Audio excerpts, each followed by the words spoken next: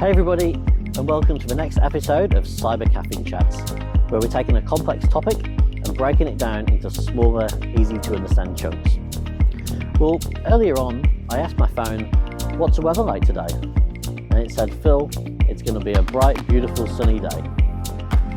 Looking at the clouds, I'm not so sure anymore. Should I take my umbrella today? Who knows? Well, it's just the same in cybersecurity. And today, we're talking all about the topic of zero trust. To make sure that you don't just implicitly trust something, you go and verify it first. If you take this approach, you're going to improve your overall security decisions and policy overall. So, without further ado, let's dive in and meet today's very special guest. Hello, Shannon. Welcome to Cyber Caffeine Chats. Hey, Phil. Thanks so much for having me on the show. My pleasure, my pleasure. Now, sorry to put you on the spot. Could you introduce yourself to the audience and maybe give us a quick fun fact about yourself? Absolutely, I can do that. My name's Shannon Murphy, Global Security and Risk Strategist here at Trend Micro. Quick fun fact, you know what? I've been doing a lot of travel this year, meeting with field teams just like you, meeting with our customers. I think this year, actually, I'm going to close in on just over 75 flights. Oh, that's crazy. I definitely haven't done that amount of flights in my entire life, but yeah, that's awesome. So everyone, just a reminder, in this series, we've been talking about the concept of CSMA, or Cybersecurity Mesh Architecture, and previously looking at some of the trends, some of the different ways that we can bring different telemetry from different attack surfaces into a central place. Start to do some interesting things with it. But really what I want to talk about today is what are the policies that we can apply to that data. Puts us in a really good position to start making decisions, building policies on who can access what, basically. And we've got a concept called Zero Trust Secure Access. Bit of a double-barreled acronym. Can you try and break that down for us, Shannon? Yeah, absolutely. So Zero Trust Secure Access, what's included in that? This is looking at technologies like Secure Service Edge, SASE, Zero Trust Network Access, CASB, all of these things. But what you're getting with Secure Access is the power of those individual sort of categories in the same umbrella, or under the same umbrella, rather.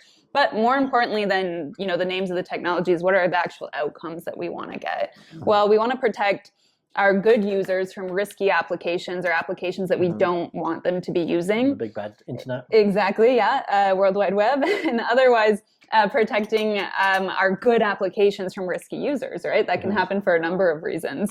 Ultimately, funneling up to that zero trust philosophy of never trust, always verify, and doing that in a really continuous risk-based way.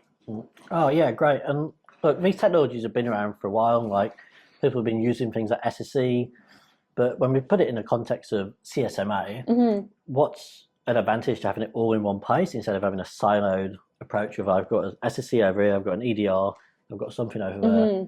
Do we get some benefit there? Yeah, absolutely. I mean, ultimately, and frankly, risk management is not effective when it's done in silos. If you have something happening in the network and then you have something happening elsewhere in the environment, and they're not in context of one another, we're actually not making the most informed decisions. We're also missing information. So we want better prioritization, faster remediation, more informed decision making, and that's the benefit that you get when you have that activity data, that telemetry coming into the same data lake. Oh, fantastic.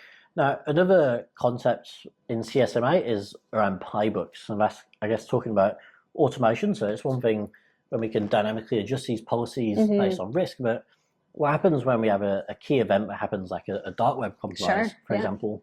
How could we run some kind of playbook or some kind of automation to help with that, do you think? Sure, yeah, absolutely. I mean, automation is critical for a couple of different reasons. One is around, you know, talent hiring. We've always been dealing with this skill shortage for a number of years in cyber. But the other piece has to do with how the adversaries are behaving. And we're looking at the modern threat landscape. Well, it has everything to do with speed. Getting in, lateral movement, data exfiltration, getting out as fast as possible to set themselves up for the best possible extortion opportunity. So it's less to do with, you know, spending time lurking in the network and more about speed. For that reason, we need to be able to make really quick decisions. So as soon as we detect something, the risk profile of that individual has changed. Therefore, their access needs to change, and we cannot wait to do that. 100%. Now, look, we can't talk about automation without talking about AI. It's all around us. It's a growing attack surface today. How does this factor in terms of protecting ourselves against this growing attack surface, but also leveraging the benefits that AI brings, Shan? Yeah, of course. So I'll give you kind of 3 quick hits if that's okay.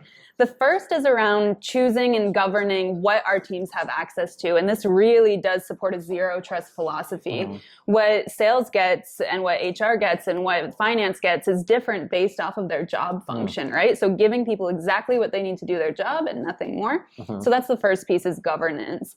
The second is making sure when they do have access to these applications that they're using it in a safe way and not accidentally leaking data or intellectual property or PII information, right? Yeah. So being able to do inline blocks. The third is around actually going to market with a commercial AI app. So if your business is planning to sell an AI application, then you really want to protect the underlying data that's feeding that, right? And I think the most productive apps are actually the most well-protected apps. And that's for 2 reasons. One is, you want to make sure that your application is not easily jailbroken. People can't make it do things that it's not supposed to do. So that's one piece. The second piece is actually making sure that you have really high quality outputs. You're driving down hallucinations. You have accurate results coming. And that's going to be a better customer experience, right? If the AI is really working in a way that it should. Fantastic. Well, it's really awesome insights to get from you there. Wonderful. And you want to take a look at what this looks like? I certainly do. Let's do it. Let's dive in and take a look. Cool. All right, so let's have a look at a working example of this. Well, first of all, here's a normal machine. We've got the zero trust secure access deployed, and we're protecting internet as well as AI services, and also private access as well. So let's test a few things out on here. Well, first of all, let's go to a normal website, BBC. We can load this. Now we have a look at the connection. You can see the certificate has been signed by Trend Micro. So that means we're protecting this, we're decrypting any SSL traffic there. Also, maybe we want to go to Office 365, access, emails, files. That's all good. But if we try and go to a block site like gambling, you can see the gateway stepped in and says, this is a risky site here. You can't go to that one. Also, let's try and upload some sensitive data, so basic sort of DLP, and we'll try and do that over HTTPS. I'm just going to paste in some credit card numbers, some sensitive data, and you'll see the gateway has also blocked this. We've identified these are credit cards, and we're enforcing DLP there. And finally, let's go to an internal app. So this is just something, a website we're hosting in our internal data center. Okay, so that all seems to be working well and good. What I'm now going to try is move into a machine that's got a higher risk score. What happens when I try and do some of the similar things on this machine? Well, let's go to a basic website. That's fine. We can load BBC, all good.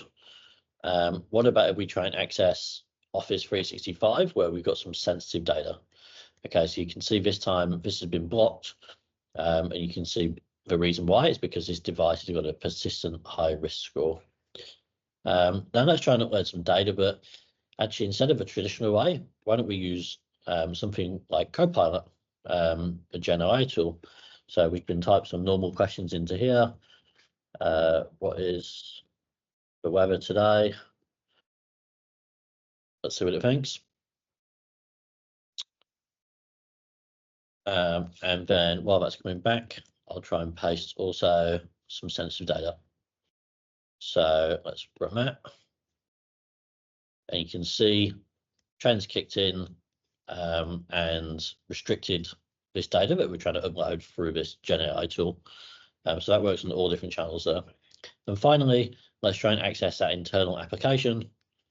You'll see this time we've been blocked.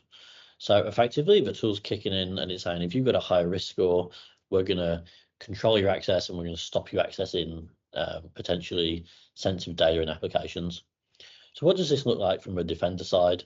If we go over to Vision 1, you can see if we have a look at our internal assets. We've tested with a few different machines today.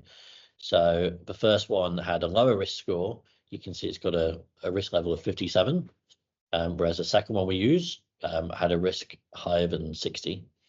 And what's happening here, we've got a rule that we put in place to basically say devices with a persistent high risk score, let's go and do something. So the risk is above 60 within the last day.